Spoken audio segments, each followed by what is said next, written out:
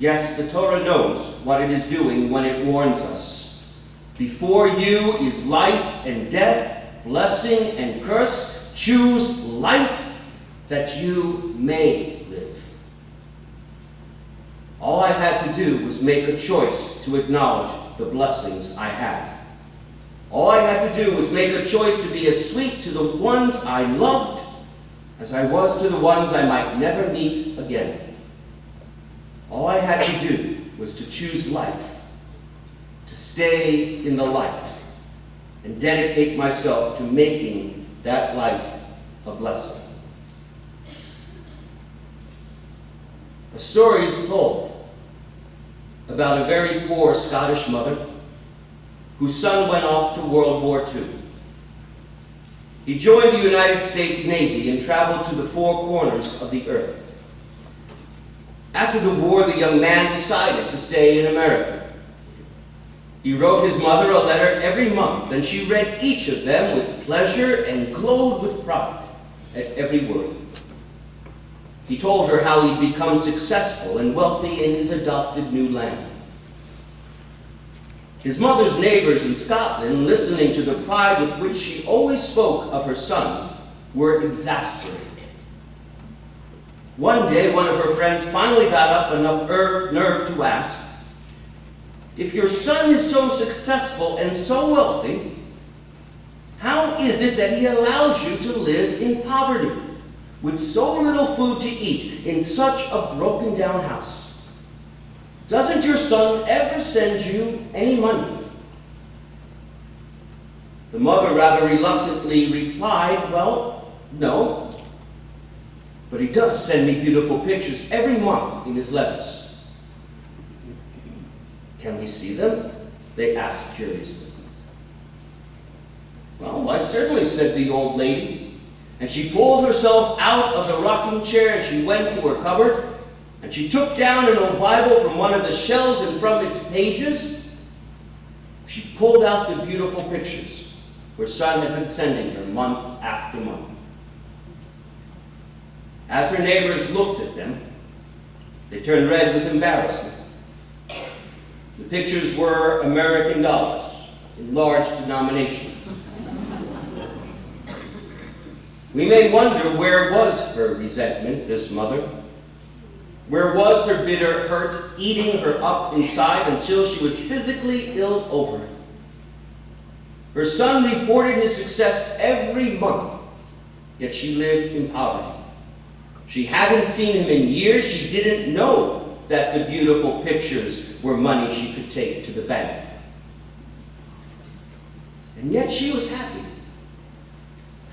proud even of her son and anxious to share of his accomplishments.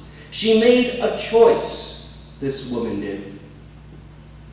Blessing over curse, life over death. Her son sent her pictures. He remembered her. He was happy. Life was blessed. She made a choice. I know of a beautiful, sweet woman who worked for the caterer at my former shul. She is old in her years, a great-grandmother several times over. At the time that I was there, anyhow, she didn't live nearby. She traveled by bus. Every year, her frailty grew.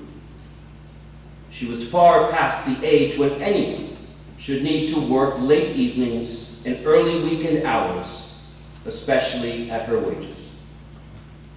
For certain, life was not very easy for her. Yet whenever I saw her and asked after her well-being, with an irrepressible twinkle in her eye and a smile and a hug as determined as it was wide, she would reply, "I am blessed, praise the Lord. I am blessed by the best." She was aware of her hardships, but she chose to live in the world of blessing. It gave her courage and it gave her purpose. It brought gladness and a sweet thanksgiving that lifted her heart and the hearts of others like me. Her story, like that of the Scottish mother, is a lesson in living life. A lesson I share with you because they personify all that Torah holds out to us to take hold of, now and every day of the year. It's not always an easy choice, this choosing to live, this choosing blessing over the alternative. And I suppose if it were, God wouldn't take so much time to make such a case for it. The human condition is always ready to allow us our spiritual death, to allow us to dwell in tragedy rather than rise in blessing. Let each of us think hard over this past year, to where illness, employment, and finance have brought us. Let each of us consider whether we have succumbed to thinking ourselves cursed, letting our condition poison our relationships and our outlook, or whether choosing life we have risen to count and share our blessings. It may not be easy, but it is very simple. It is but a choice. It is a choice to see the good in others, no matter the harm they've caused. It is a choice to put down the knife of violence and reactionary response and to choose to find understanding through patience and love. It is a choice to forgive. It is a choice to apologize. It is a choice to step out of the darkness that rules the realm of the living dead and step into the light of living life. Please hear this.